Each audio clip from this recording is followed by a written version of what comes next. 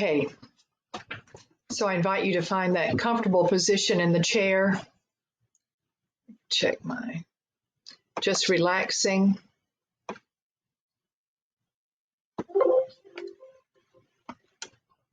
And setting aside any busy thoughts, any to-do list. And just bring your attention inward. And we center within with deep conscious breathing, beginning with a full exhale. Just exhale as much as you can, gently and fully, releasing and letting go. And then breathe in deeply down into the belly so that the belly expands as you breathe in, filling the belly and the chest with air. Full expanded breath. And then exhale gently again.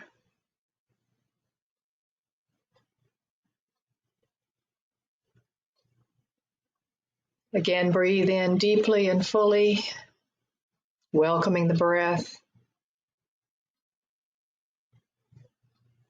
Exhaling gently and fully.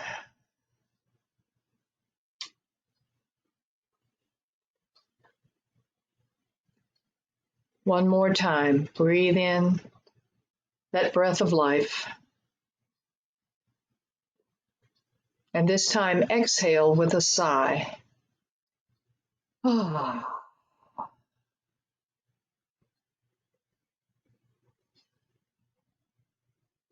And now allow the breath to find a natural rhythm, not trying to control it, allowing it to find its own pace.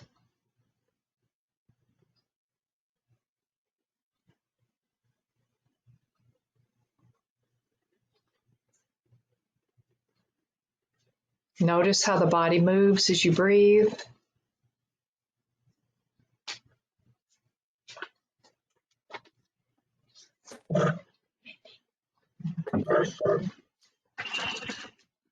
Notice how you feel the sensation. I'm here. Can anybody hear me? Yes, Penny, please mute meditation. Oh, hello. Please mute, Penny. We're in a meditation. Oh, I'm sorry. So again, as we notice the movement of the breath,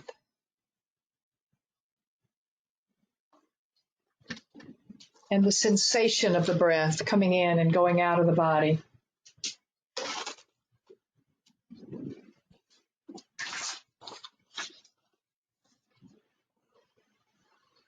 And notice how giving the breath our full attention brings us inside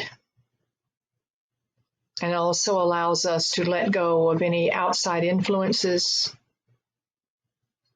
to keep that attention gently focused within. Noticing the weight of the body on the chair. Noticing if there are any sounds in the room, like a movement of the air conditioner or a clock ticking, maybe sounds from the outside.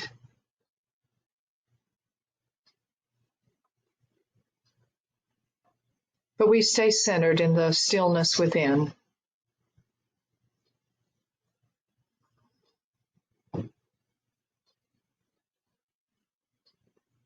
With every exhale now, I invite you to affirm, I let go of the past and its effects. Breathing in, as you breathe in, I breathe in new energy and new perspectives. I exhale and release the effects of the past. I breathe in new energy and new perspectives, new insights.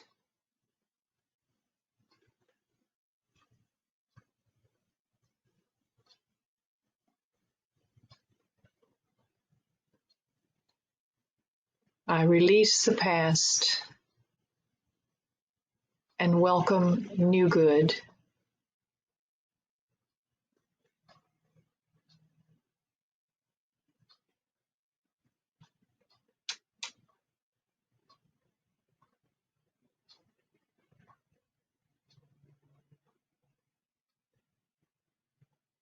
Notice how you feel as you think those words. I release the past, and I welcome new good, new blessings.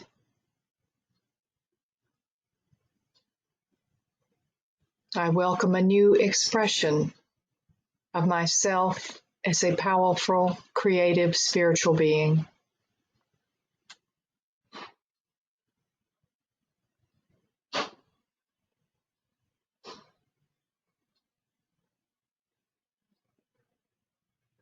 I release limitations and welcome new freedom of expression.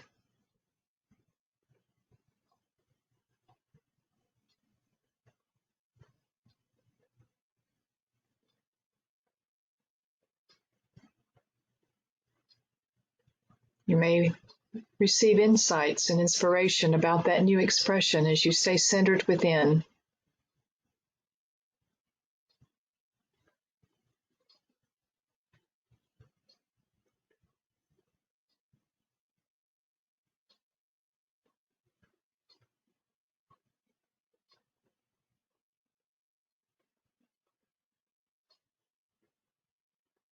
I release the past, and I welcome new blessings for a new year and a new me.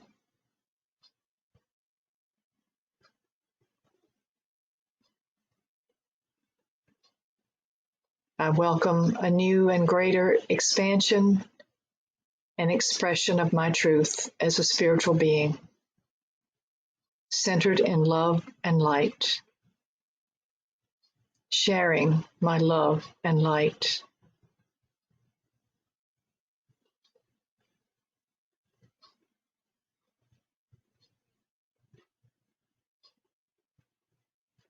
I express my spiritual purpose, knowing that I am here to be the light and the love that is needed here and now.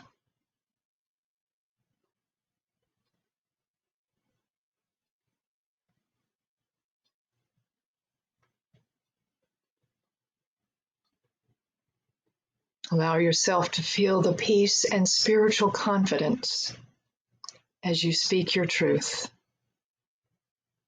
as you hold those thoughts of truth in your mind and your heart. I am light, I am love.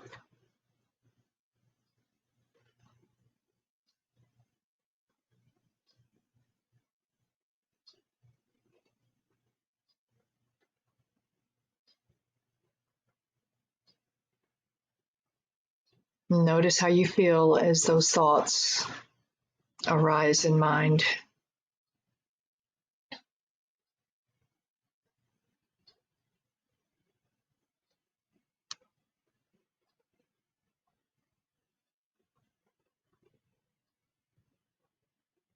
I invite you to silently affirm for yourself, I stand in faith and in my truth, that I am a being of light and love, fulfilling my purpose here and now, with peace and joy. I am filled with spiritual confidence.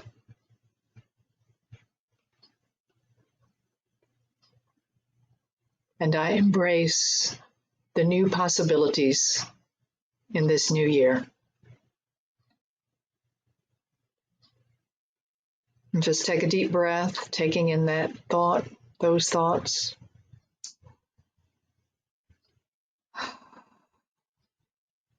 Again, be aware of the weight of the body on the chair. And bring your attention to your eyes, feeling them energized with clearer vision and intention. seeing new possibilities.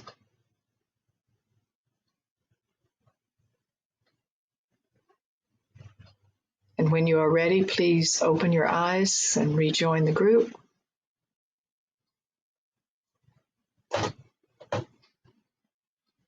Namaste.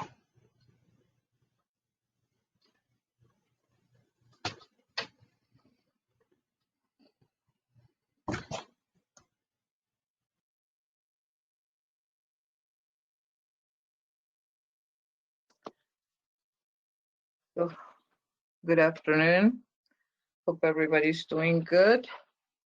It's a beautiful day out there and the weather is just gorgeous. Nice and sunny, but here we are. So I would like to know, today's question has to do with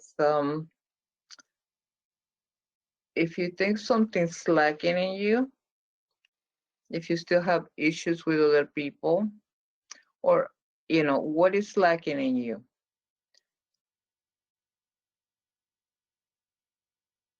Unless you're totally free of any problems. There's a lack there, so I would like to know what it is you're lacking in. So I'm gonna start with Cherry.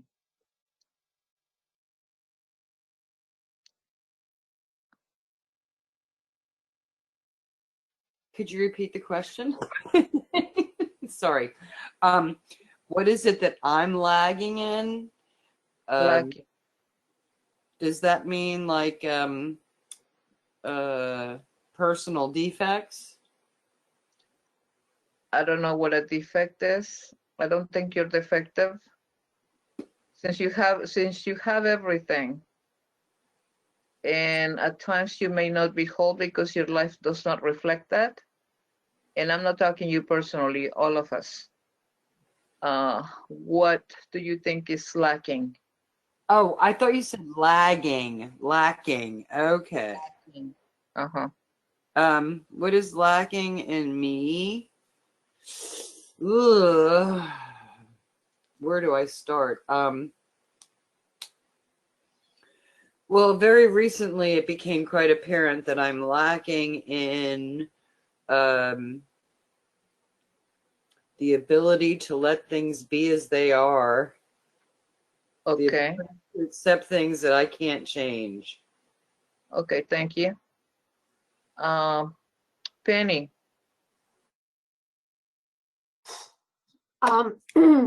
Lacking in self-control. I still have to, I have the knee-jerk reaction, and then now I'm starting to call on my observer, but I call on my observer after I have the knee-jerk reaction. So I'm starting to get the observer involved again. Well, you have to start somewhere. But yeah, but it's after, so at least I'm remembering to call my observer.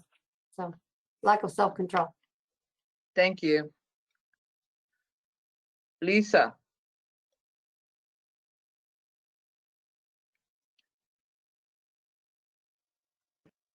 Patience and self-confidence. And I guess the self-confidence is part of setting strong boundaries. Okay, thank you. Donna?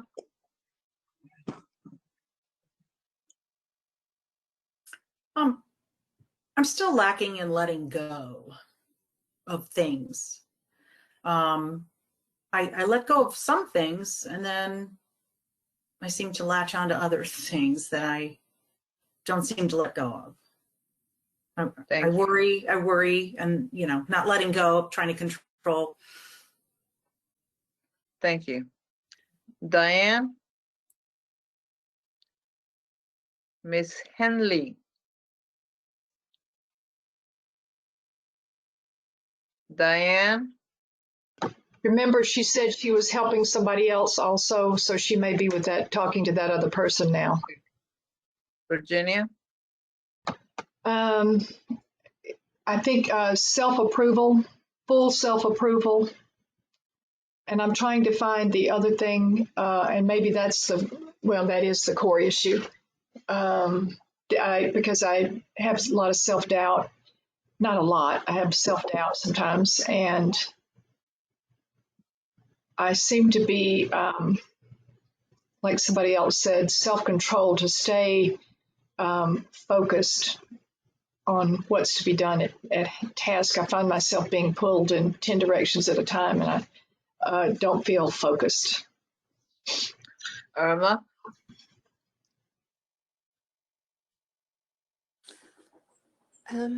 It's probably accepting things as they are and letting the things be as they are, and not wanting, and not like I have a tendency to wanting to change things and whatever, try to fix things where they should have said they should just be.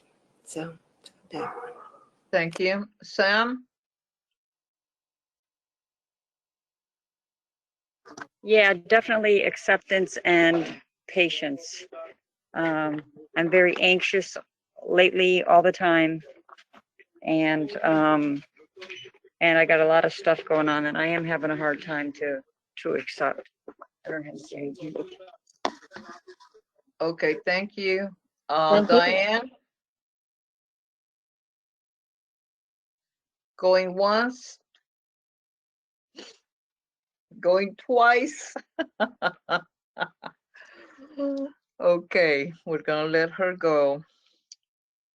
There's only one lack, only one.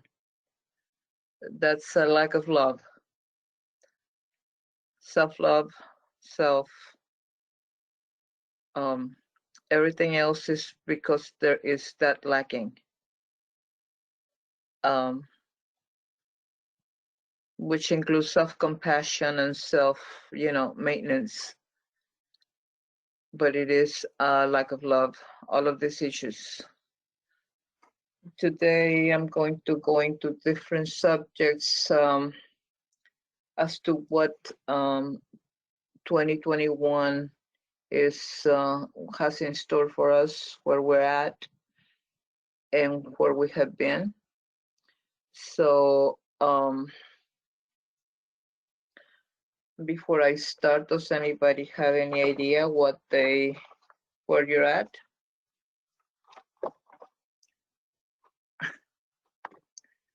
Anyone?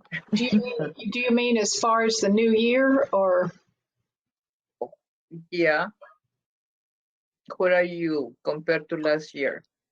Donna has her hand up. Okay. Hi, Donna. Yeah, I feel higher energy this year. Oh, yeah. For some reason. I don't know how or why. It hasn't even started yet. The year? The fast of the year, the fastness of the year. Well, I don't know why, but I feel I seem to feel more positive and more energetic, and I don't know how to describe it. Much better than I did last year. There was a heaviness I felt on my shoulders. I felt a heaviness on my shoulders, and I don't have that now. So I'm hoping it's the upbeat of the energy, maybe. I don't know. Okay.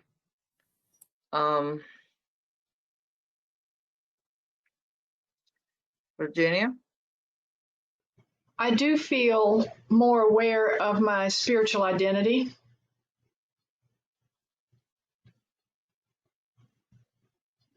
I don't feel that optimism that Don seems to feel, because I know that this can be a challenging year, but it's also a year of great possibility. And I'm listening. Are you not hearing me? Oh, she's walking away. So I do feel there's a greater possibilities in this year, but it's up to us to tap into. The word that came to me as I was coming to this meeting was digging deeper and soaring higher. And that may be my motto for the year. Okay, sounds good. A new model. Okay. So let me see. I want to talk to you about magnetism and what people pick up from you. People don't pick up from you what you are thinking. People pick up from you what you are feeling. You're always emanating that vibration of whatever it is you're feeling. Okay? So the more that you are emanating a specific feeling, the more that you become more abrasive if your feelings are not being guarded. Your thoughts have a lot to do with your feelings, because between your thoughts and your feelings, they feed each other. So if you can at least control your thoughts, they will start affecting your feelings and vice versa. So your energy will be super magnetic if you in your energetic field, in your aura, you are always magnetizing that which you are vibrating. If you're vibrating a low energy, that's what you're attracting. If you are in bed all day, like I had been the past couple of days, you're vibrating low energy. That, oh, I just feel like being in bed and blah, regardless of the reason. And I was there, so I mean, but still it's low vibration. If you are always tired, that's a low energy vibration that you are carrying, and it's manifesting in your body. Whether it's a disease or just tiredness because you couldn't sleep or whatever, that's still a low vibration. You need to become aware that the more that you are feeling sleepy, when you're falling asleep all over the place, when you can't wake up, when all you want to do is sleep, you need to be more conscientious of where that is taking you, because that's an unconscious. It's taking you into the unconsciousness of who you are. As it is, when you're conscious, you only have a 6% consciousness out of the 100%. 94% of the time you are asleep. You are walking, and your subconscious mind is the one driving the vehicle. When you're asleep, you're 100% asleep. So be careful what you're doing. What are you listening to? Who are you listening to? And if you're not listening to positive things, I'm going to ask you, why are you listening to something else? And I'm going to say that to myself as well, because I am in one of those areas where I want to be, I want to look at all these shows and programs that are not necessarily the most uplifting. So I'm not criticizing anybody. I'm just saying where we're at. If you're doing these things, shows that are really non-conducive to anything other than judgment and analytical mind, something's, your vibration will be very low. So you're attracting that which you're projecting out. So when things happen in your life and you don't know why they're happening, know that it is because of your low vibration. You're attracting things without wanting to, because you're putting yourself in that space where somebody with a low vibration can reach you. Okay? Self-love is the most important part of having magnetic energy. When you love yourself and learn how to change into a loving perspective, the perspective of your insecurities into positive traits, that makes you unique. People pick up on that confidence and energy, or they pick up on that low vibration. Your energy extends beyond yourself and onto other people through our energetic fields. When you emanate insecurities, people can pick can feel those vibrations from you. And it doesn't make you as magnetic as when you fully love and accept yourself. It really has a lot to do with you and your disposition to help yourself. If you're having a lot of problems with your life, with people in your vicinity, your husband, your significant other, your siblings, your mom, your dad, your children, your pets, including your pets, because they are very, very receptive. They might try to stay away from you a little bit more than normal. And if they are not, it's because they are loving you unconditionally. So please be nice to the pet, because the pet will try to take those vibrations away from you. Okay, that's why they rub against you, and that's why they have all these things with you, especially if you're in a low vibration. The pet will be picking up your vibrations and absorbing it into themselves.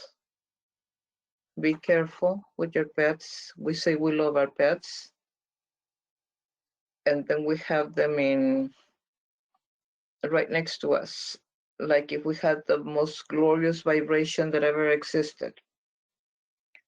Okay? So loving yourself means you accept every part of you and embrace everything that makes you different. You embrace that because that is you being you. You don't have to fake it.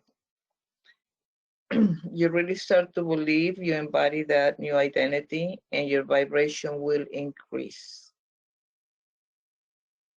You know, there's a phrase that says fake it till you make it, but there's a higher expression for you to just be you. You don't have to fake anything because you are real and you're valuable. So therefore, there's no need for faking anything. You let go of what doesn't belong to you. Most importantly, loving yourself and raising your vibration helps you attract other people who vibrate at some level and they appreciate you for who you are and how you feel and how you vibrate and but look at who is around you, the people around you. I told you before, the 6 people that are always in your vicinity, you're going to be affected by that. And you might not feel it, but that is dragging your vibration down, dragging your vibration. And if that's where you want to be, that's fine. But remember, you're in charge of you. You have to be compassionate with you.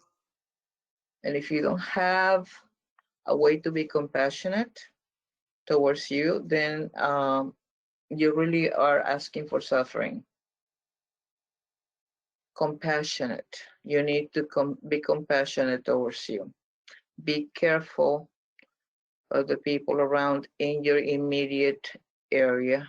And I'm talking to the people that are, you know, we have parents or children that need our care. And that's a different thing because you have to be there for them. But it's not, you are the one responsible for bringing out the high vibration, not for you to ignore the low vibration that the other person is putting out and you just sit there and take it. So if you come up with a higher vibration and you stay at a higher, in a higher space, you are able by choice to bring that other person up.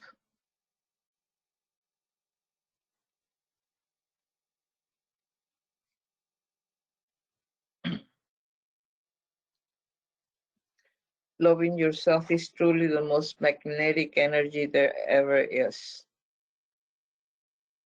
So when I say to you, what is it that you're lacking? You're not lacking anything. You're just not vibrating at your highest frequency.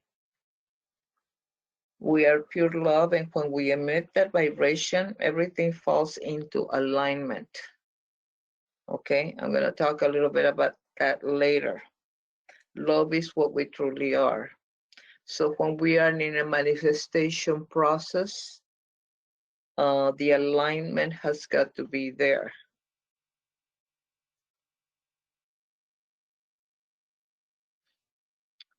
Even in your personality, the alignment has to be there. What I am, what I think, what I feel.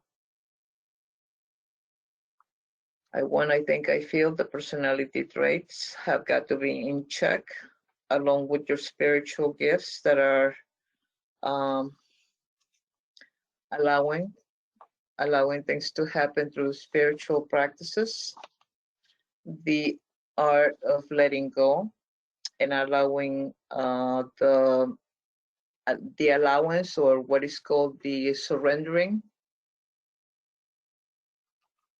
And when that happens, then you are fully aligned to manifest correctly.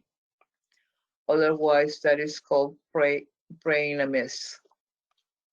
A lot of people say, what is praying amiss? That's when you're not in alignment, not even in your ego or in your spirit. And because you're functioning in the world but not of it, you're functioning in two different things. You have got to take into consideration what I think and I feel has got to be the same as on the spiritual side as surrendering.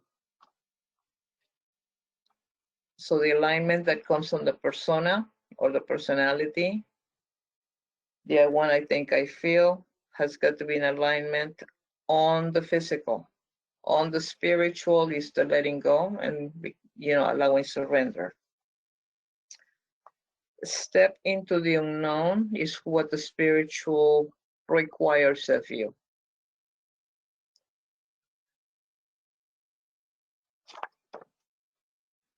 By saying yes to something anew,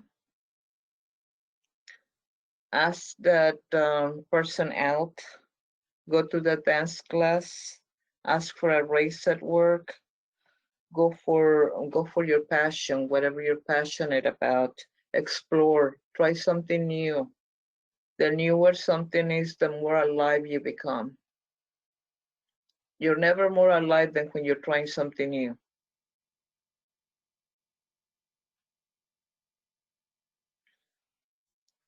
So go for your passion, and then as you do, you redefine yourself and set yourself up to receive something new and magical, something that you're exploring, not out of fear, but out of curiosity, out of the magical moment that comes with exploration, out of the adventurous being that you are. You are on this earth because you are an adventurous person. You might not know that about you, but you're an adventurous soul. And when you don't give yourself an opportunity to try new things, you become stagnant. If you're not learning new things, if you are not trying different methodology, even to your cooking or whatever it is you do, whatever the task, always give yourself an inspiration to explore. And exploring also includes the mental, physical, mental, soulful, emotional, allowing ourselves the ability to really express who we are. How would you know who you are when you're continuously, repetitively doing the same things over and over and over and over and over and over, and you do one day, and today is Monday, and we'll do this, blah, blah, blah, and then Tuesday, and then Wednesday. I took the dog out, I came back with the dog, I fed the dog, I fed the cat, I did this, I saw my family, I saw the neighbor, I saw my coworker, I went to the store. I mean, all of those things are so mundane, so monotonous. You don't get to do anything new. Come on, people, we are alive. Do you want to feel alive or do you just want to exist? Even with children or parents that we take care of, or, you know, can we do something different? Maybe I'll dress my dog. Maybe I'll do the toenails on the cat. I'm just, not that I want you to do that, I'm just, whatever it is that you want to try, but do something different. I mean, we use the same pots and the same type of oil, and we use the same, you know, even when cooking, we use the same ingredients and the same thing. Come on, people, let's try something different. You are alive. You came here to express, not just to repeat.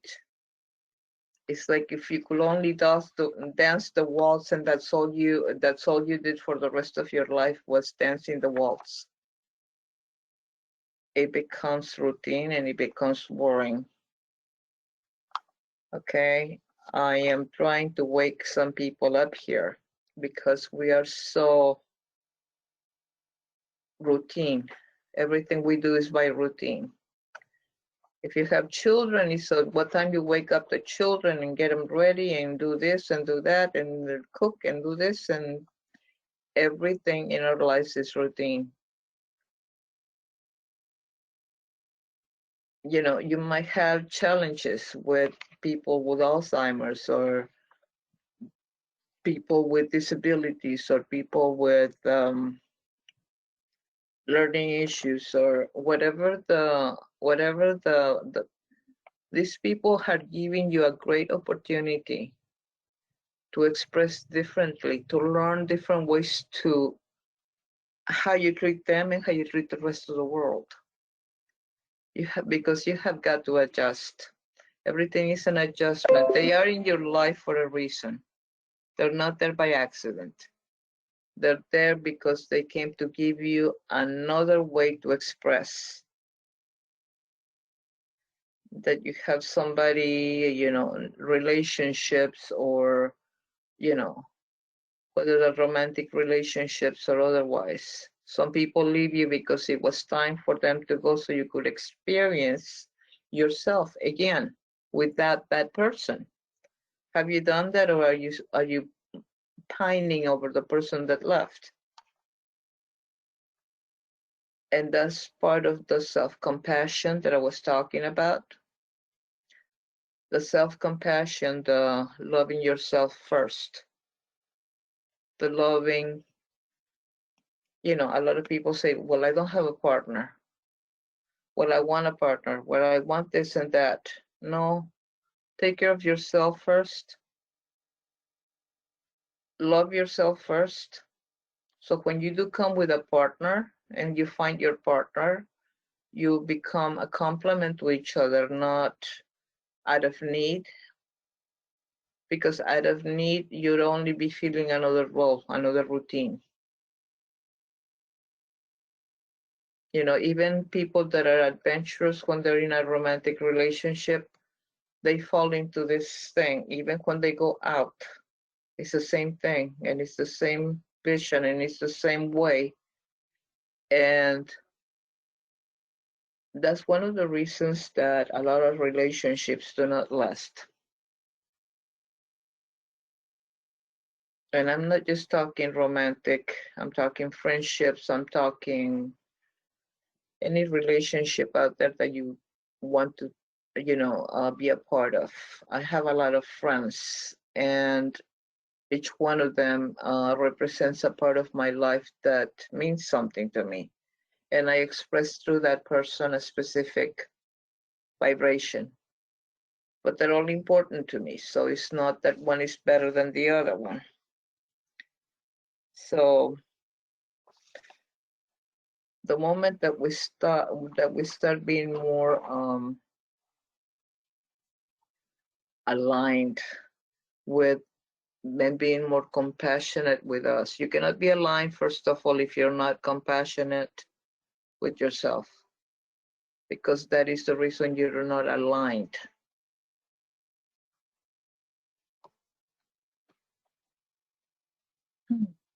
So, like I was saying, the energy for 2021 is going to be very rapid. It's going to be firing. Number 2021 is a 5. 5 is an indicator of activity, of very fast. It's going to be a very fast year. If you thought that the years before were fast, put your seatbelt on, okay? Because year 4, which was 2020, gave you a foundation from which to build. Since the foundation is already built, number 5, numerology-wise, you start building. Now is your time to build. Now is not the time to hold back. This is the time to build. This is the time to go out there and do. You're no longer in a position to be sitting down, because you're not going to be allowed to do that. You can do that, but you're going to make your life miserable if you do that. Okay? It is a very fast moving year, and we just now started, and it gets faster and faster. It's not going to slow down. So I suggest that you be compassionate towards yourself and start aligning and meditating and chanting and whatever it is you do to allow allow yourself to be in balance. So 2020 was a powerful year for the shadow revelations of the collective and of each of us individually. Okay, we saw a lot that we didn't want to see. We got to see a lot about ourselves because we didn't have a choice. We were stuck with ourselves. You know what I mean? If you look back on the years, so many layers of 3D world were brought to light, and more people started to identify their personal shadow selves. You know, like, okay, we start waiting, you know, through this class, we stopped seeing out there and started looking at ourselves more. This was that year.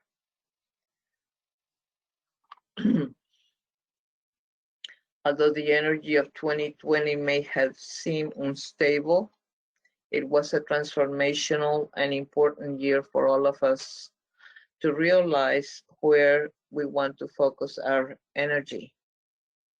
It gave us the foundation from where to build, and having that that foundation already settled, now you cannot remain sitting down, because creation is approaching fast, ascension is approaching faster,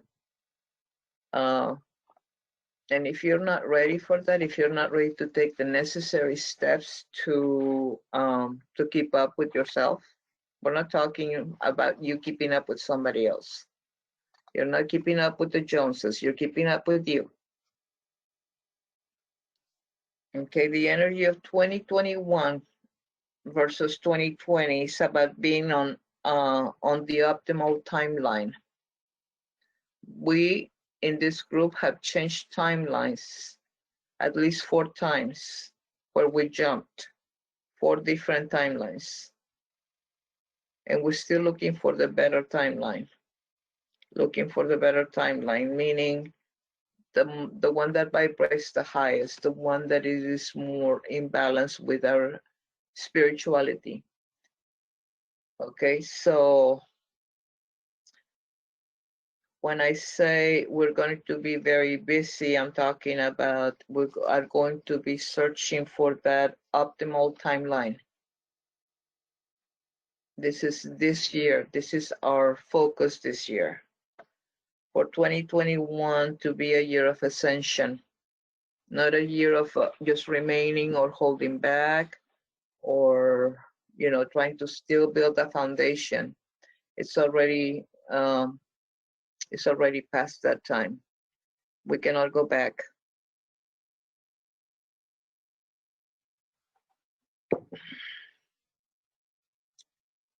So like I was saying, 2021 is to be the year of ascension, transcendence, and application of the lessons from 2020. Each of us individually and as collectively are tasked with the focusing our energy on raising vibrations. And the only way you can raise your vibration is if you respect yourself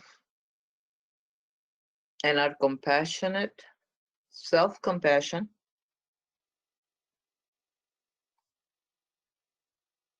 so self-respect, self-compassion, and self-love. Those are the three things you need to look at for in this year. Because if you're not following any of this, you're gonna fall behind.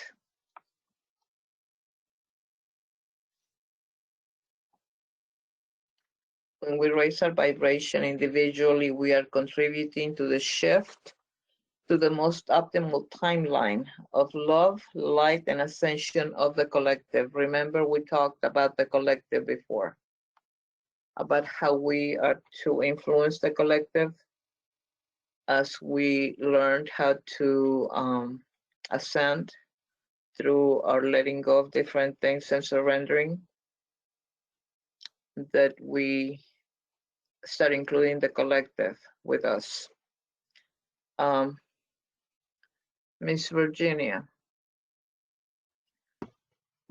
I could not find any cough drops. Do you have one? I will have to look. I know there's some in the foyer. Let me see what I can do about that. Thank you.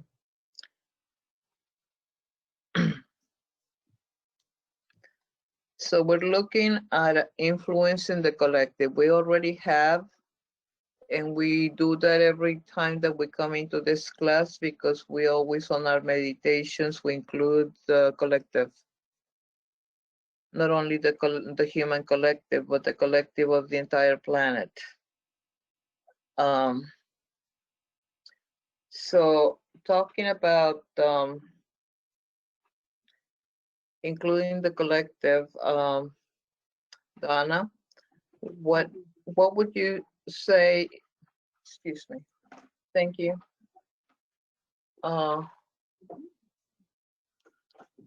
How do you influence the collective intentionally? Okay, well, apparently it's having self-compassion, self-respect, and self-love. Right. And then what do you do with that? Well, I was going to ask that question, actually. How do you get self-compassion, self-respect, and self-love? Give me examples. Can you give me examples of self-compassion, self-respect? Okay. Let's say that somebody's abusing me. My husband, my sister, my boss, whoever. Take whatever person you want and put it in the abusive person.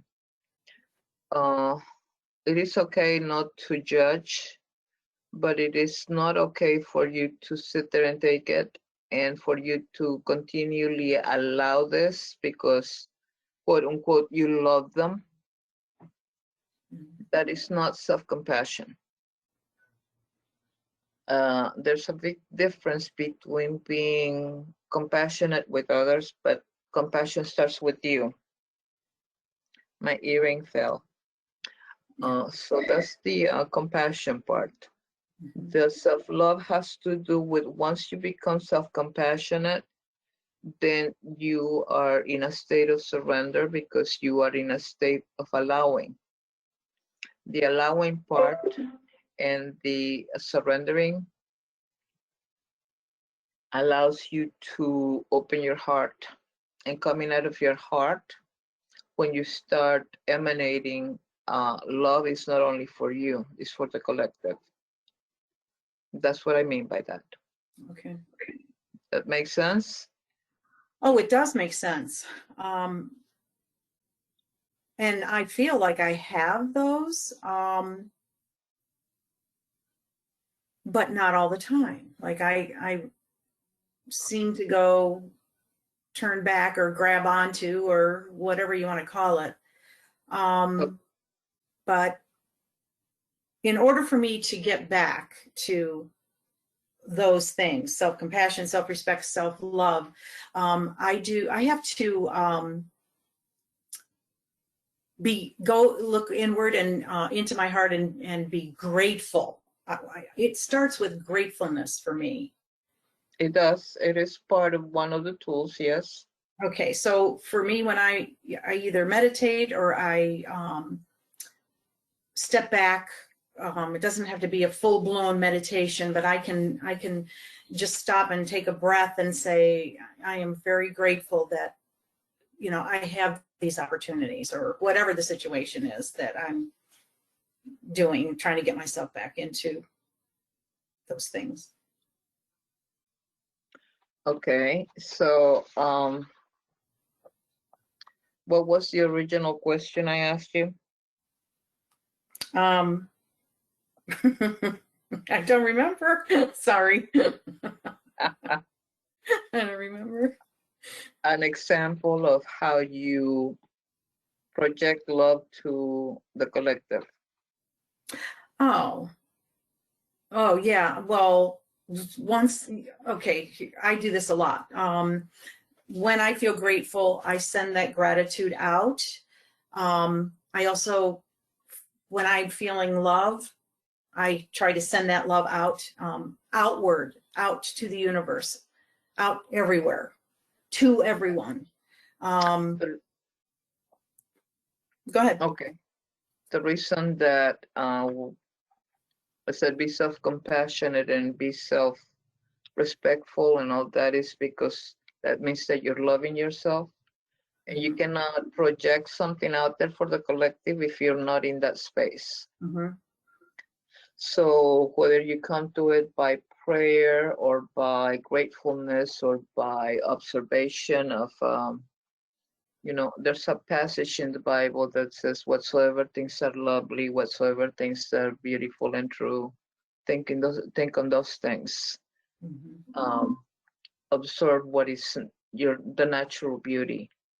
Mm-hmm. Not only of nature, but also of the people. They're part of nature, but we seem to be more critical and judgmental of people. But if you look at people, you will see that there is there really is this beauty about each one of the different people. There's a beauty in each and every one of you when I look at you.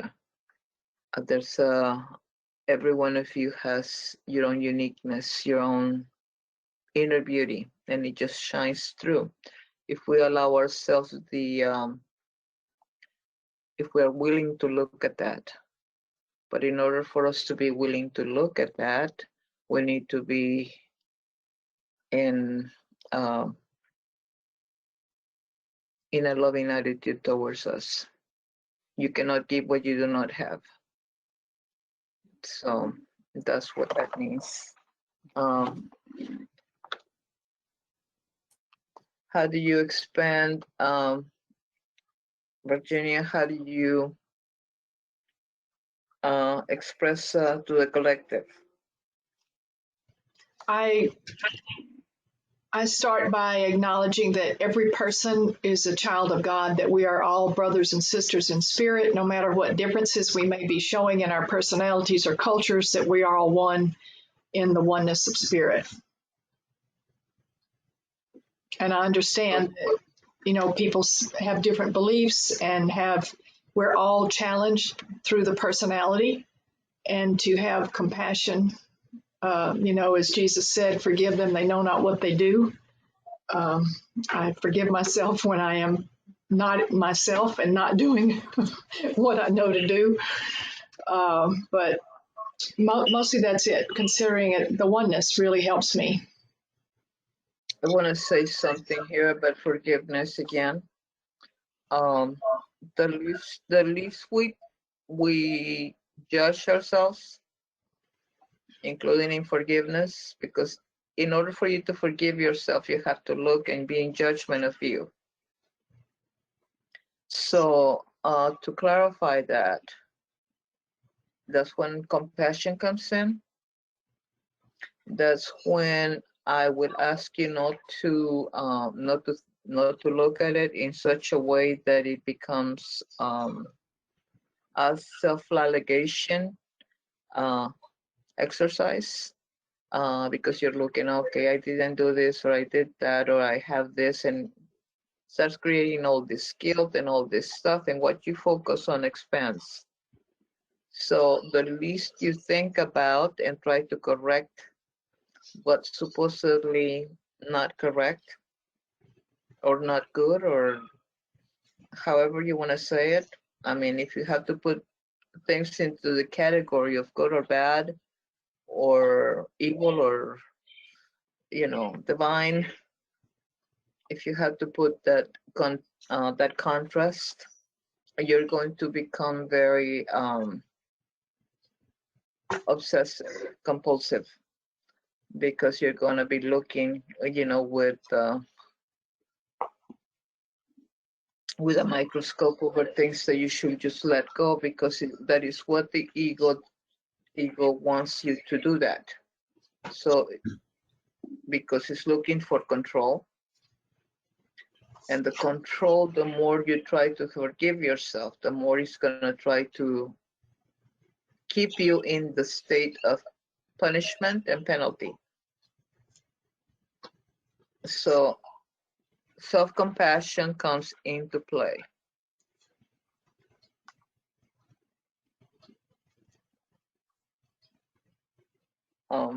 I'm also going to talk a little bit about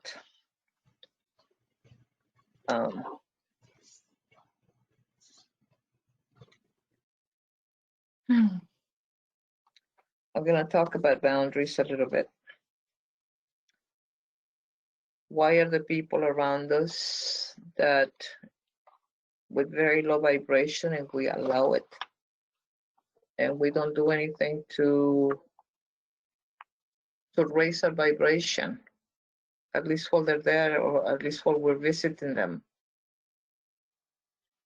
or as they call on the phone and raise your vibration,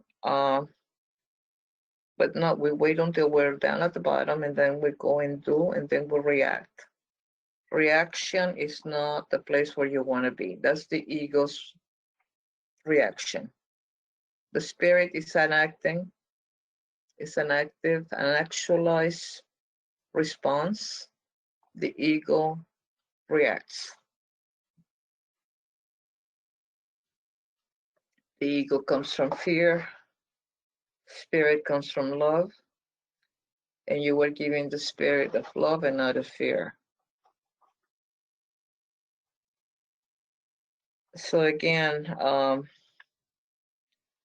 the energy of 2021 is about choosing the highest timeline. Okay? For not only ascension, but transcendence of where we're at spiritually, into a more conscious, active, not reactive, active participation on how we think and how we feel. Sleeping is not the answer. Oh, but it feels so good, the body, this, that, the other. Oh, I finally slept. Do not get caught on that trap. That's a trap. So I was talking about alignment again. Lack of boundaries is normally linked to self-worth. I'm going to repeat that because you need to hear this. Lack of boundaries is normally linked to having self-worth, tied to making other people happy. Lack of boundaries is normally linked to having self-worth, tied to making other people happy.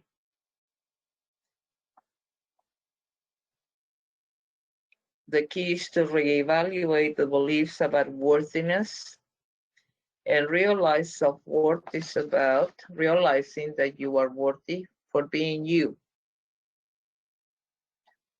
Sometimes being you means not doing what you don't want.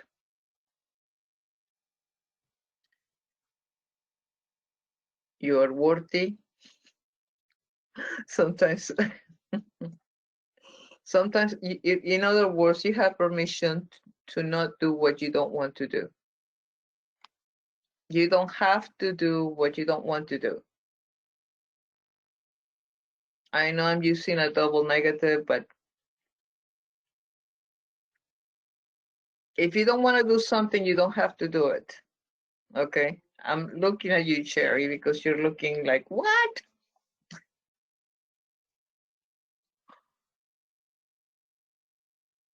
Okay. The only requirement is that you're worthy for being you. Nothing else is needed for that. That's it. No need to gain validation or have people like you, not like you, but not having people like you or care about you or whatever. You make the rules as to what it takes for you to feel worthy. And by letting go of the rules, you become free. So be free and be you by doing only you. Don't try to do somebody else. Don't try to copy somebody else. It's hard enough being ourselves without having to be somebody else that somebody else expects us to be. Okay, I have to stop for a second because I have to close this. It's very, the sun is coming towards me now.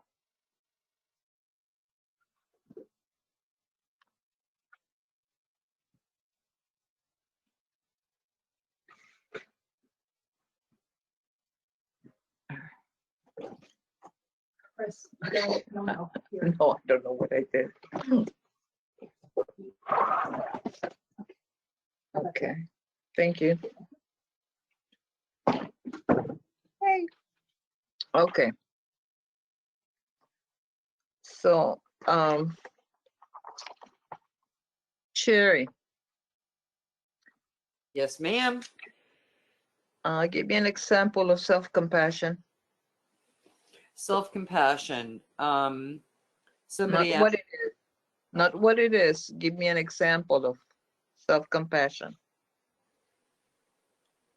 a neighbor asked me to come over and fix their computer, and I was hungry, and I told them, "You're gonna have to wait until I'm done eating," because this is what I thought. If I was my little child and I was hungry and had something somebody asked me to do, I would feed that child first and take care of it before I could be helpful to anyone else. Same for myself. Okay. Let me ask you something. So let's say you were hungry and your dog was also hungry. Who would you feed first? The dog.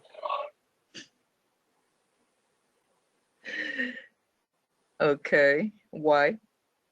Mainly because it's easier and I don't have to cook and it's already there and I can just give her a little bit and then focus on me. So what happened to the self-compassion then?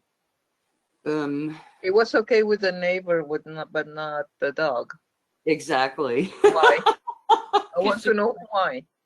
She's my dog. Well, the other one is your neighbor. Yeah, but there's a difference. And the thing is, the dog can't get up and feed herself. She doesn't have opposable thumbs. Self-compassion. No excuses, remember? Self-compassion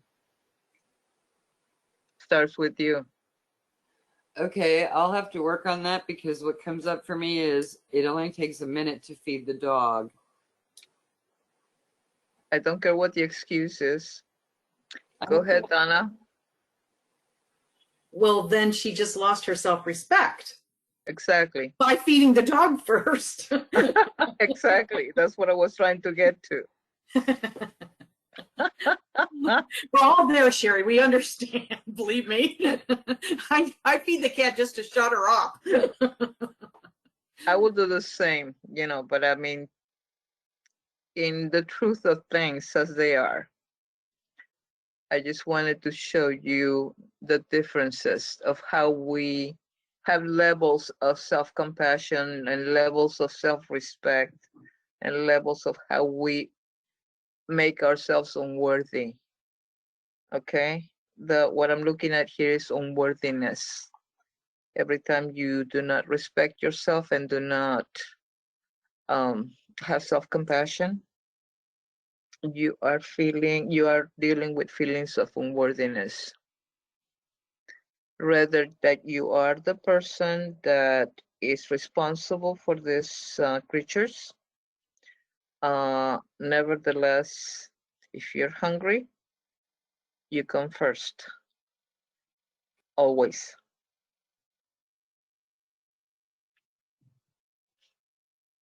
Okay.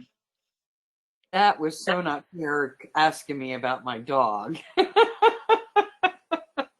You knew That's what why I I picked you. say. Virginia?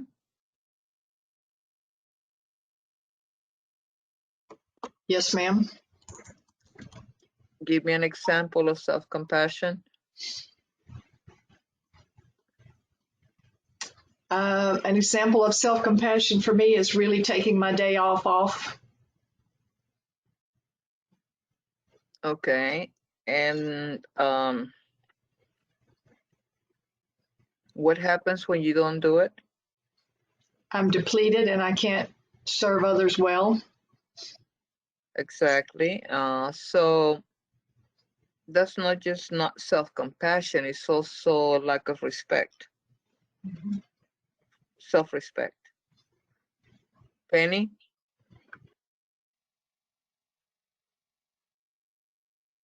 I'm a martyr. I very seldom do anything for myself. Well, I was thinking of a situation myself of Okay, self-compassion. so no self-respect, No no, self-respect. no No self-respect, self-compassion, no and no. self-respect. The cats always come first. My house always comes first. The yard always comes first. Uh-huh. My chores always come first. Why? I did buy myself a better mattress. No, I said why. Mattress so I Why? can sleep. No, don't tell me what you did. Tell me what you didn't do and why you didn't do it. What? Why didn't you take care of yourself first? I'm a martyr. I told you. No, that's not it. Okay. There's a reason. Well, no, I lack self-love. Obviously, I did do something in December that now I'm feeling I shouldn't have done. I decided not to take Peaches for his CT scan until January, so we could get past the holidays. But now I need to take. I was supposed to have him scheduled for next Tuesday. Now he's doing very poorly, so I got to take him in Friday. So just before my birthday weekend. So I kind of blew it. I should have taken him in December. Forget about the self-compassion. Before we get off on a different subject, tell me why you don't. Compassion. I kind of felt like I was doing it for myself, not to have an The issue. self-compassion is lacking, and your self-respect is on the floor. It is. It is. And so, why are you doing that to yourself? I don't know. I did see on my Zen calendar page yesterday. It did say, and I wish I would have kept that one, but it did say we have to realize that every day is a new beginning, and I am starting to try to do that. Like all the failures that I've had, I don't say failures, all the challenges that I've had. You do realize that you're carrying the vibration of you're not worthy, right? Yeah, I guess so. You are carrying that vibration every time you do not respect yourself and every time you do not have compassion. You're carrying the vibration of unworthiness. And like I said, we don't go by what you're thinking. We go by your feeling on your body. What is your body feeling? That's what you vibrate to. That's what you project out. This is what we pick up on. And if you're not worthy, then nobody's going to see you as really worthy. It starts with you, taking care of you. And that goes for your partner, that goes for everybody. Right? Mm-hmm.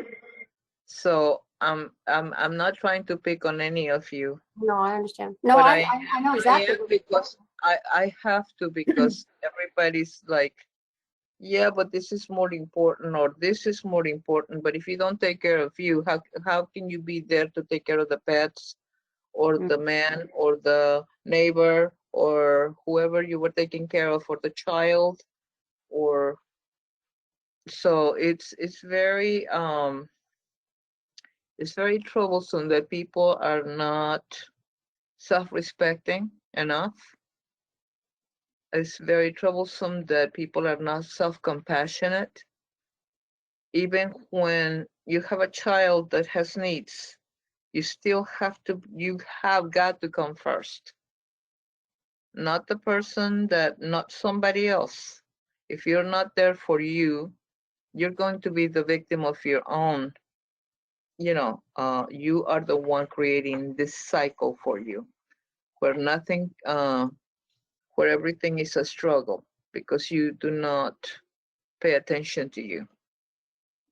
It comes from you. And then you put that into the universe, and that's the attraction that we get.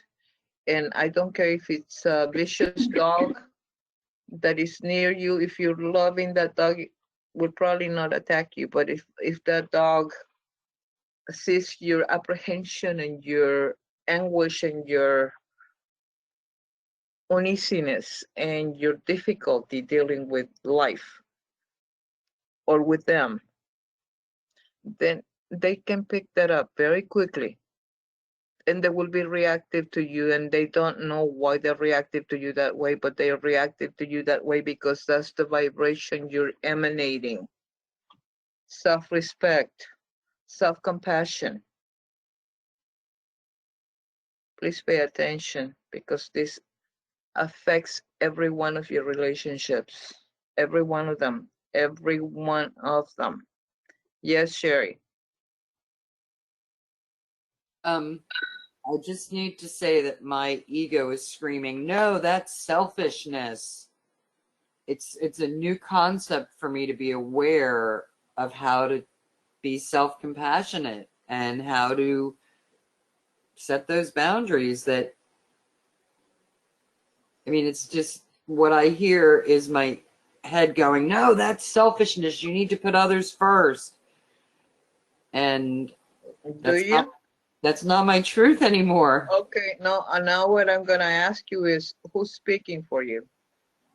Whose words are you repeating? I'm observing my head saying, No. I'm asking you a question. Who are you repeating in your head? Who's talking? It's not you. So who is it? it's my mother. Just your mom? Yeah. Okay. I mean, that's the root if we want to just boil it down. The what? That's just the root of it. If we want to just boil it down, it's my mother. Okay. You're being selfish. You always think of yourself first. Of course. I have to be. But she died of disease and miserable and bitter, so maybe her way wasn't the right way.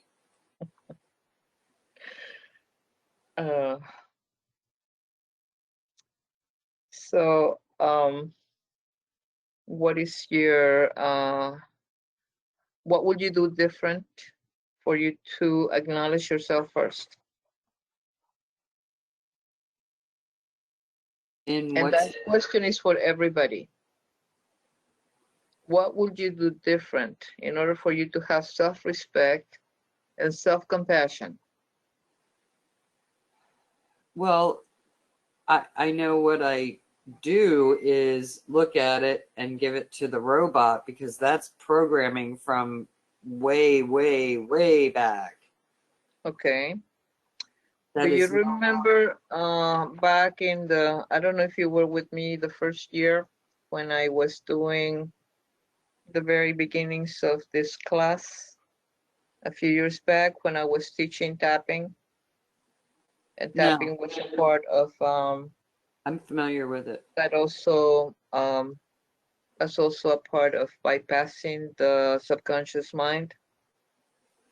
Aside from the robot and this and that, the robot is a lot faster. Tapping also is one of the fastest ways because it bypasses the reptilian brain. So I might have to do a repeat on the workshop that I did on tapping, just to make sure everybody it's in the same flow. Because this thing really, we need to look at it and why, and the excuses we give ourselves, because nobody else could do things the way we do it, because if I don't do it, nobody else is going to do it, because if, you know, my neighbor and this and that, and nobody does it the way I do it, they don't understand me, I have to be there, right? So Right. I just have one quick question, just one Yeah. quick one. Is this lack of boundaries right here? What is it? Whoopsie's laying on my notebook that I'm taking notes with, and so I'm having to like write around her.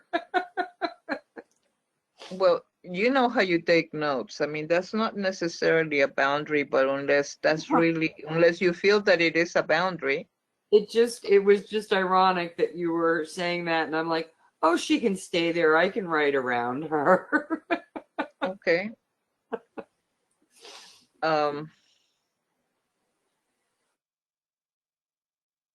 Okay, I'm looking at Penny over there playing with the cat.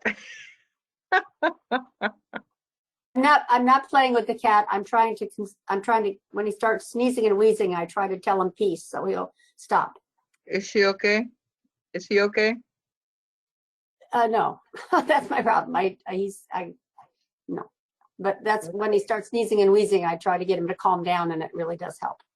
So I tell him to be, I tell him peace, and that does help. Okay. Okay, Donna, an example? Of self-compassion. Okay.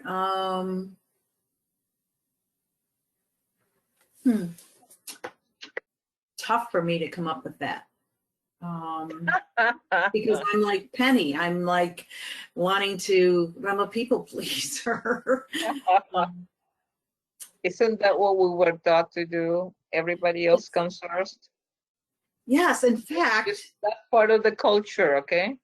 In fact, I worked very hard to train my husband not to be self-centered. So now you're telling me that he was right and I was wrong? Yeah. Oh, that's hard to swallow. I hear you. That is really hard to swallow because, let me ask you this, is there a difference between self-compassion and self-centeredness? Or are they the same? It's your judgment that makes them different. Oh, okay, that makes sense. Judgment. Mm-hmm. Okay, back to the question. Boy, it's very Remember, difficult. it goes back to you. Everything goes back to you every time. Okay, I have one. My cat howls at night, howls and howls and howls at night. So I close my door so that I can get a night's sleep. Right. To lock her out. Correct. So for me, that's helping me get a good night's sleep. That is exactly that. Okay. Now, if you knew that there was something wrong with the cat, if the cat was sick, and you know, that would be different. If it's just a habit, no. Right. She's Mhm. howling. She Right. howls. We don't know why. She just howls at night. She likes to howl, okay? She likes some attention. Everybody's asleep. Right. Cats are nocturnal, so they like to be up at night. Right. So, Right. okay. I'm not giving up my sleep for her. So I'm being self-compassion to myself and self-centered, depending on how you judge it. Okay, so we're talking about timelines. We talked about self-respect. We talked about self-compassion. We talked about time, ascension, and transcendence. We're talking about boundaries. And the boundaries that have a lot to do with our feeling of unworthiness. We don't have, even when we have people that are in need, people that I have several friends with moms and dads with Alzheimer's, or children that are incapacitated for whatever reason, because there's different reasons, and I know about 3 or 4. But in the midst of all that, you have got to find the alignment within you to bring your vibration up, to stay in that space of vibrational alignment where you can vibrate that out, and the child or your parent will not be taking that energy and reacting to the bad energy, the anxiety or the frustration or the whatever it is that we're feeling, because they don't understand, because they're losing their memory, because whatever. And they pick that up, and then they throw it back at us, and then on the only way, however way they're able to respond to that. And then we are going, I cannot take this anymore. Well, they're responding to you. Change your vibration. I know it's not easy. I'm not saying this the easiest thing. The same with partners that are very standoffish, or that they stand on their own. Parents, partners that are non-communicative, or that are too aggressive, or change your vibration.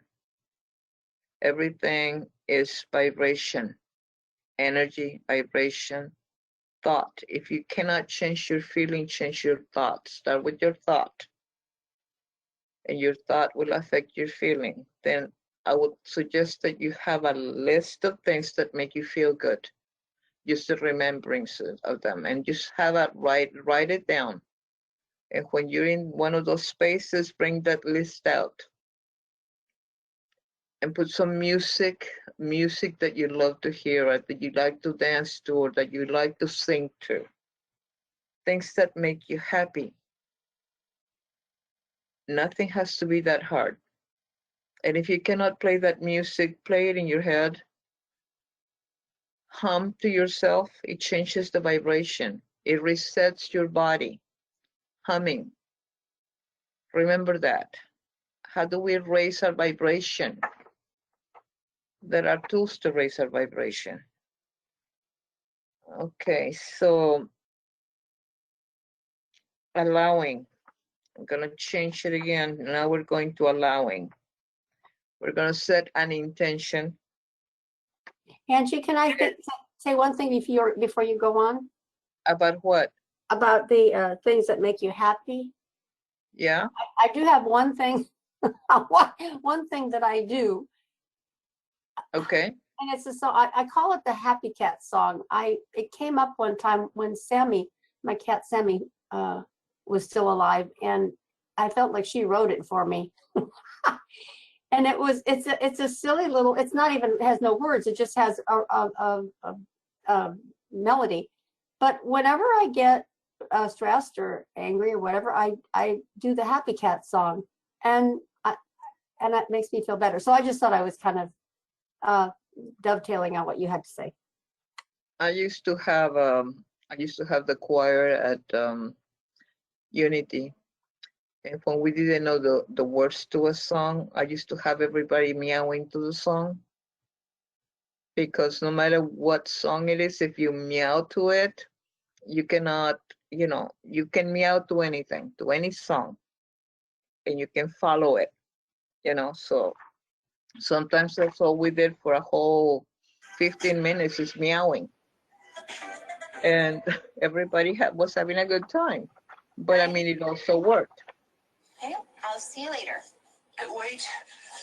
Angie, can I share as well? Okay. And I guess it's also kind of a question. Are you there? Can you hear me? Yes. Yeah, okay. Well, there were many things that I've connected that you said, and also other people have said. And one in particular that I'm thinking about is the angry dog. And maybe I don't know, maybe you were also picking up on my situation and sharing about that. But I do know that this year I'm just so burned out. And I have noticed that when I don't have it in me, and when I get like really, when I'm just like depleted, that's when my daughter really lashes out at me. It's kind of like she feels. She knows. She feels you. It's like she feels like I think it's like she feels insecure, like her security is falling apart or something. And so then it's like is she there with you today? No. This is the other thing. Okay, these people are not going to understand if you don't share with them what you're talking about. Yeah, well, my daughter's in the hospital. She ended up in the hospital yesterday, and she's in the autism spectrum, and she loses control, and I'm the one who takes care of her and kind of just give myself so much to her, and she loses it and hurts me. And I think I forget how much she hurts me. I just forget. So I always just like see all the good, but there's these moments. So anyway, she's in the hospital, and last night I didn't sleep very well because I was worried about COVID, and like the hospital is really challenging for her. But today was interesting because today I decided I was looking forward to this, and I had therapy earlier, and I have Reiki later tonight. And I'm just wanted to be in my room and turn on the heat and just be kind of cooked up and just take care of myself. Then I get a phone call. I was thinking about her retainers because she really wanted her retainers. And I actually drove all the way to the hospital yesterday with her retainers and with a mask, and I couldn't go in, and I couldn't like even find out where she's at or anything. So, but just when I was talking to somebody about the retainers today and how my daughter didn't have the retainers, I got a phone call from the hospital asking me if I could take the retainers to her. And I was like, oh, okay, yes. But I'm going to figure out if somebody else can do it, because I am just so tired. And I feel like if I go all the way over there, I'm just going to fall apart. And so I took the information down, and then I called her dad, and then her dad was like, I start teaching tomorrow, and I'm coordinating, and I like doing everything, and I'm just like really like, so he was trying to have me do it, and I was really, also my ex-boyfriend, I don't know if he has COVID, but I've been taking care of him, and I've been like going over there and bringing him soup, and so I said, I'm not even going to go to John's today. Or this thing for my landlord to the post office. So anyway, he came and picked up the retainer, but I don't know. That was like my little practice of I just kind of, it was my day where it's usually very depleting when she's at the hospital because it takes so much out You of me. really needed the day. You took it. I'm glad you listened to you. which you normally Yeah. don't.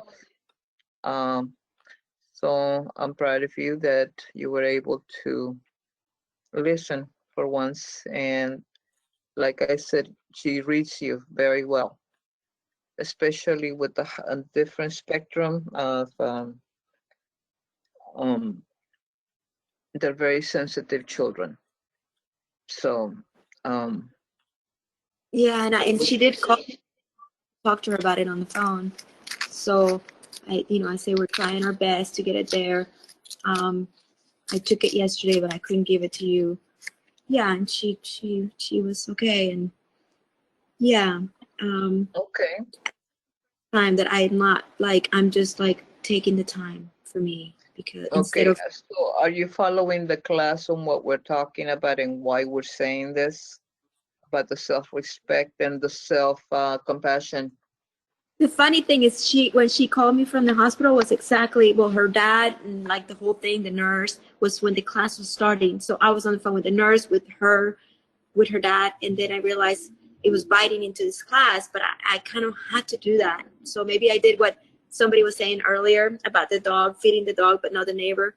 I did kind of take it. I mean, I did bite into this class. I did. Right. I did arrive late because my daughter called, and from the hospital, it's like I can't find her. So when she calls, I have to take the call. But Okay. Martha. yeah, but I Uh, missed. But at the beginning of the class, and I don't know how it started. okay. But I mean, you've Yeah. been following the classes right up your alley because these are things you need to hear. Not just Yeah, you, and every one of you. Every one of us needs to hear these words. So, you just have a different set of circumstances, but everybody in this room have someone like that we have got to, and I'm not talking about with the same circumstances, but in our own ways. We're all dealing with different people that are in our lives that are very reactive to our vibration. And if our vibration is continuously being low because we are so not caring or not even paying attention to what our vibration is like. And that's really one of the things that I needed to address today. And one of the reasons I had to address it is just because I'm right there with this. I was sleeping a lot and I let my vibration, when you're not present, when you're over there doodling and not being present, you really are doing a disservice, and your vibration goes really low. So I suggest that you play some music for you when you get a chance, when you're on the car driving, when you are whatever, and listen to music and sing. that's the other thing I wanted to mention really quickly. I like humming and I like singing, and my daughter hates it and she shuts me up. So and I'm usually with her 24/7. Well, So don't stop. yeah. Raise your vibration before you see your daughter. Before you see your daughter, your vibration has got to be up. There will be less friction if you come to her in a vibration that is already a higher vibration. Even if you have to go to the bathroom to get there, do find a way to get your vibration up. Okay? Okay, gotta move on now. Yeah. Okay, so when we have to learn how to let things go. I have been talking about allowing and surrendering and all of these things for some time now. So when I say get into a state of allowing, first of all, you have to have an intention, and then to let it go. What is it that you're letting go of? You're letting go of the how it comes, It's letting go of the control. Needing to control comes from not trusting the process. Attachment creates resistance, and by letting go, you allow. You allow it to happen in a way that the ego can't even dream of. You let go of how it comes into existence, of how the solution comes into being, how the manifestation appears. That's none of your business. Just put it out there and the universe will bring it to you the moment you let your hands off, get your paws off of it. The more we let go of an outcome, the more we free up the energy in our life and allow things to come to us. The unknown beings, the unknown, things that are, one good thing that I know about the unknown, aside from being adventuresome and aside from being, like I was saying before, the curiosity that makes you be alive, that's where you feel the most charged and vibrant, and it frees up that energy when you let go and let the universe provide that manifestation. Because it comes to us, we have no idea how it's going to get to us, and we don't even really need to know. It's really none of our business once we surrender. The unknown brings all the magic in life. Control is space out of the fear of the unknown. And that's one of the reasons why the fear of the unknown is so prevalent in our society, because that is why the ego is always thinking, has you thinking, what's going to happen and what's going to happen, let me prepare for this and let me prepare for that. It does not like the unknown. So because it is afraid of losing control. Okay, so I'm going to share with you some of the books that every spiritual seeker should read. Number 1, Spiral Dynamics by Don Edward Beck and Christopher Cowen, Cowen. This book is about understanding different levels of consciousness.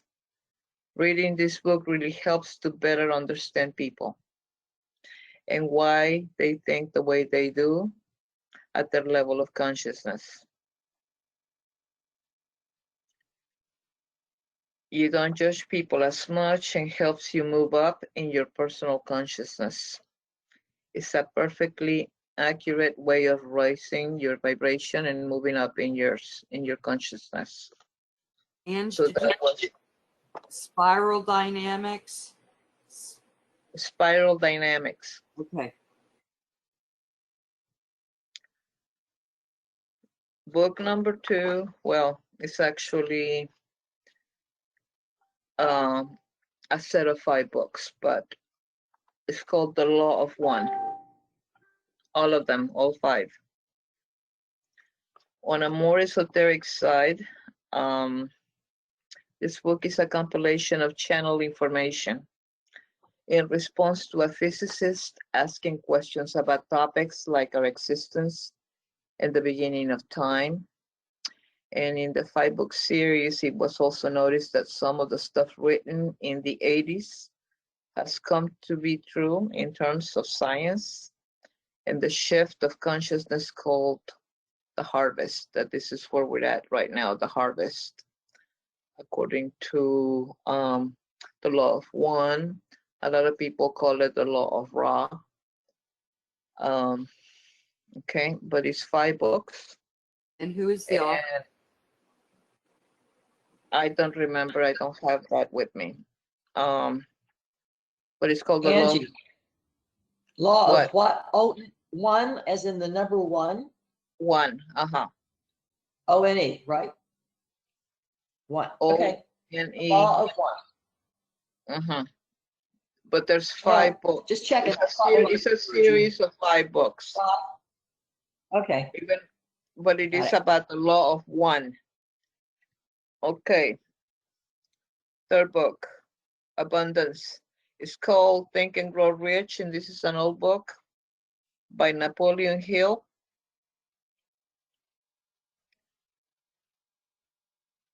Most millionaires say that this was the book that changed everything for them. A lot of this book is about how we think, adding value, and even some more esoteric topics that lead to explaining creative energy.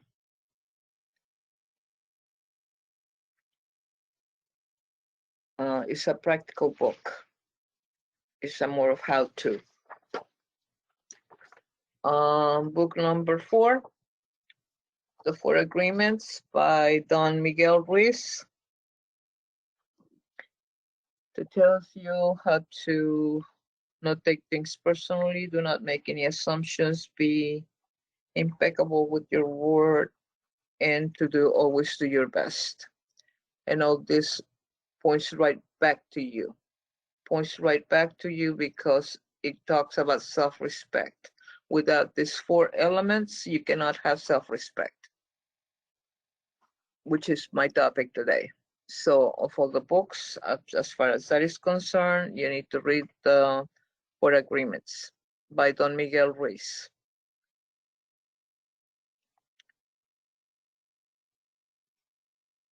Book number 5. Would you spell his last name, please? Don Miguel.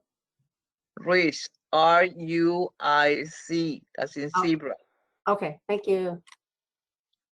Book number 5, Power versus Force by Dr. David R. Hawkins. And that's one of the beginning books and I recommend that one because if you're not familiar with the works of David R. Hawkins, you need to start there because it gives explanations as to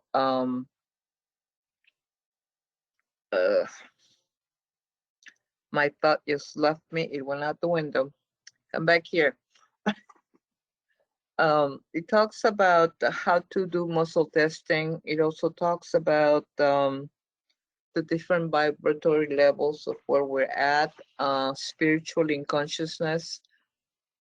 And also you can find out where you're at once you read the book. There's a lot of his books that I will highly recommend, but if you're going to start with one, that will be the one that I would recommend for you. I totally missed the name. I'm sorry. David R, as in Robert, but that's not Robert. He's David Ray Hawkins.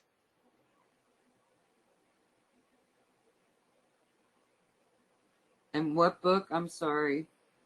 Power versus Force. Okay. All of his books are good. Every one of them.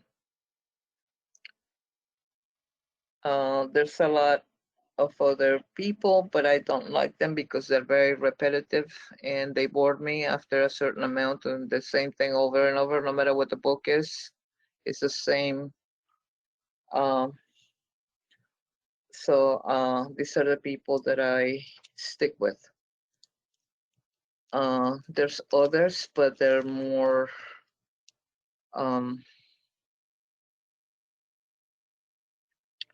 they're harder to read. I have to sit there with them and ponder and wonder, and so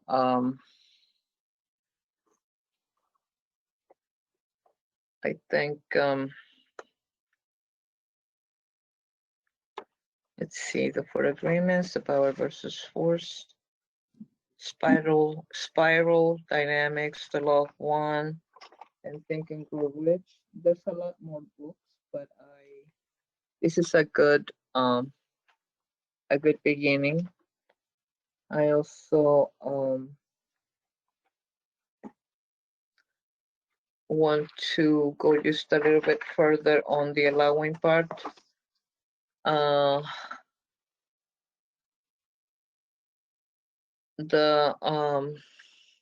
we're going to go back to allowing and allowing on the premise of surrendering. Surrendering means get your paws off of it and to be in the now moment. So before you can surrender, you have to be in alignment. Before to be in alignment, you have to be in self-respect and self-compassion. You cannot go anywhere without those things. You cannot even align. So you can, after so much trial and tribulation, if you wonder why you get thrown off so easily, that will be the reason. Lack of self-respect. Could you repeat the order of those again? The first one, self-respect and self-compassion, and then alignment, and then. Does somebody remember what I just said? That's it. To be aligned, you have to have self-respect and self-compassion. But I think there was one more thing that to be able to allow and surrender, you have to be aligned, and able to be aligned, you have to be in self-respect and self-compassion. Is that correct? Yes. Thank you. I mean, sometimes I speak and I don't remember what I just said, so I apologize. Also mentioned be first one is in the out. now moment. Okay. I'm sorry, Martha. What? So it's in order to allow and let go, you have to be in alignment, and in order to be in alignment, you have to have self-respect and self-compassion, right, Virginia? Yes, and as Donna said, you also have to be in the now moment. Okay. Martha, can you mute? Thank you.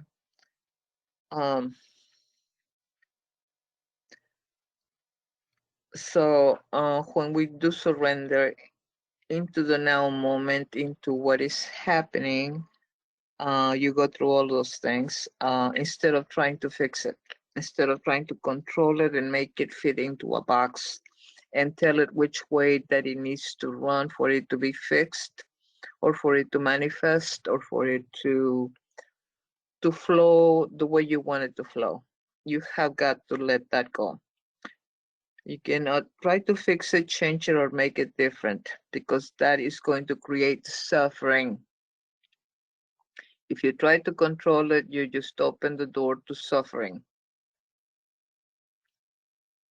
Anytime that we're fighting against that which is in our now, we are going to have suffering.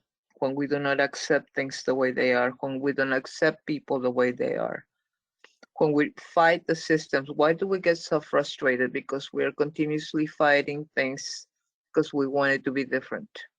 And most of our energy is spent there in the frustration of if things were just different. If I just didn't have this specific situation, if I didn't have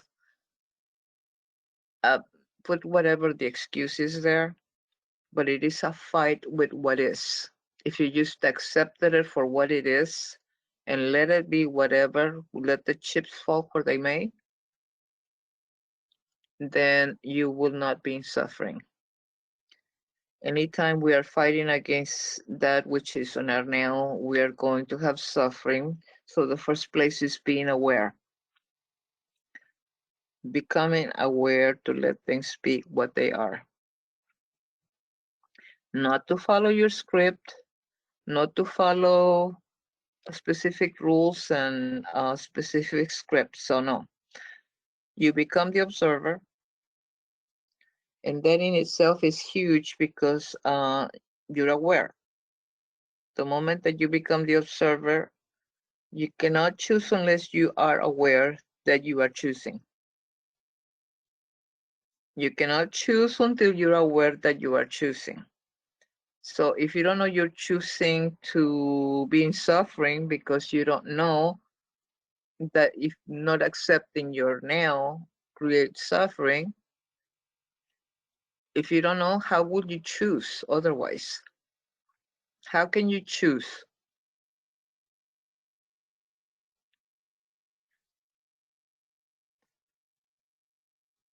So that's the first place.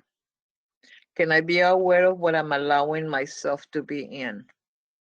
If I am in frustration and tired and struggling, and that's because I'm not accepting my now. I'm not accepting what is being presented to me. I want it to be different. I want to have X, Y, Z. This is not, your mind is telling you that this is not. What is this, Lisa, that you sent me? Lisa? I wasn't aware of anything I sent you. I didn't send you anything. Sent me something. I didn't know I sent you anything. I wasn't trying to send you anything. Okay. Not during class. Thank you. If we are not accepting what is in front of us, our fight, our energy itself, because we're so frustrated, rather than just let it be whatever it is, that energy that we are spending trying to keep that frustration because we cannot stand it, because it's so hard, the more that we fight that, the more that we deplete ourselves, and the more that we will cause suffering and low vibration, which it will be propagating to whoever you run around with. So can I be aware of what I'm allowing myself to be in? So I am allowing myself to be in this right now moment. If I can allow myself to do that, I know that I will not be as depleted of energy, as frustrated, and as I'm tired and totally depleted, because all my energy is in the resistance. You have heard the phrase, the pain is in the resistance. Okay, it is. And a second question, can I hold myself in compassion? Even if it's a tiny amount of compassion, as I learn how to navigate this in a new way. Can I navigate this in a new way and give myself compassion as I learn? Not to expect immediate results, but to be compassionate that at least I'm trying. And as I try more and more, the easier it becomes for me. So I think that's where I'm gonna leave it today. We're gonna have a very quick 5-minute, not even 5 minutes. I'm going to go through some, I want you to repeat after me. Okay, I want you to breathe in deeply. Breathe out. Breathe in deeply. And one more time.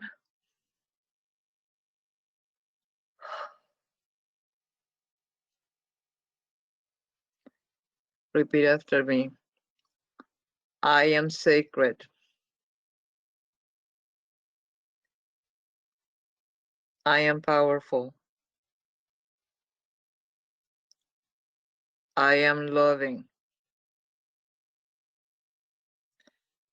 I am divine. I am shining love.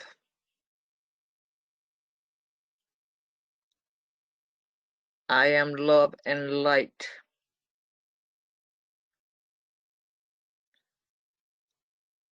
I am a goddess. I am freedom. I am worthy.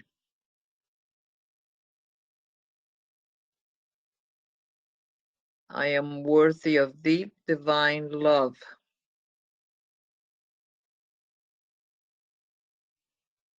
Lisa, repeat after me. Thank you.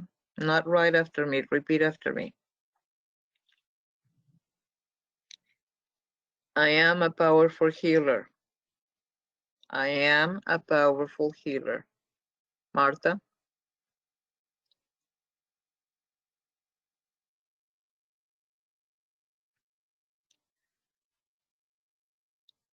I am truth. I am noble. I am wholeness. I am integrity. I am courage. I am compassion.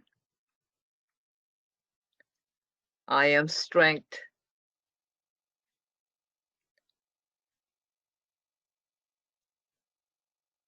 I'm a compassionate soul.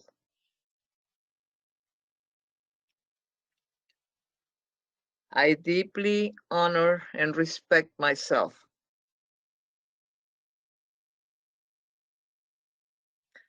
I am worthy.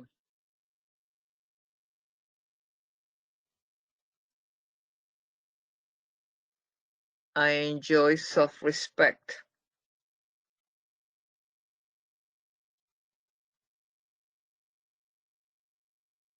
I enjoy truth.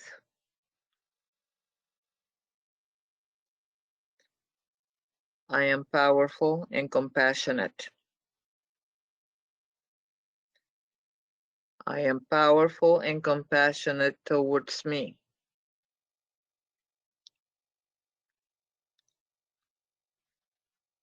I am compassionate to others.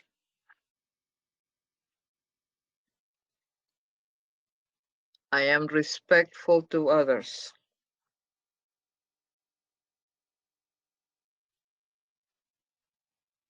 I am noble and I'm in integrity.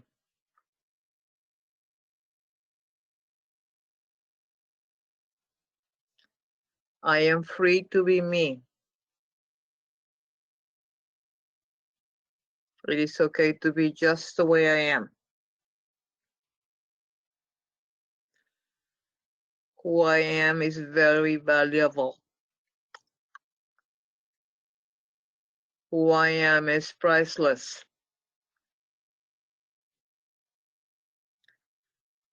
I deserve love.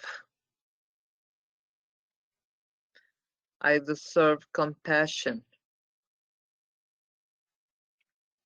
I deserve to be first. It's okay for me to be first. It's okay for me to feel good.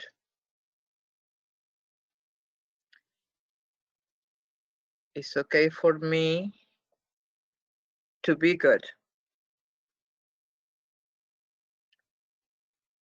I am good by being myself.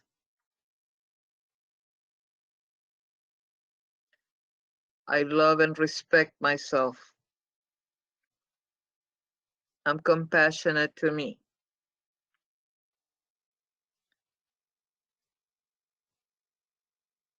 And so it is. I love you all. Namaste. I have one little thing for Penny. Penny, can you hear me? Yes, I can. Okay. I know that you've probably heard this before, but it's Penny singing Soft Kitty to Sheldon. Have you heard that? Soft No. kitty, Soft kitty. Soft little kitty, ball of warm, fur. pretty little. I was gonna play it for you, but You send it to her. Yeah. I don't have anything for Penny. Warm kitty, little kitty, happy kitty, Purr, purr, purr. Love Kitty, little ball of fur. It made me think of a Penny. And bless you, Penny. Like the Happy Cat song, see. So, how's everybody doing? This is free time. Are we off recording now? Now we are. Okay. Oh, I've just been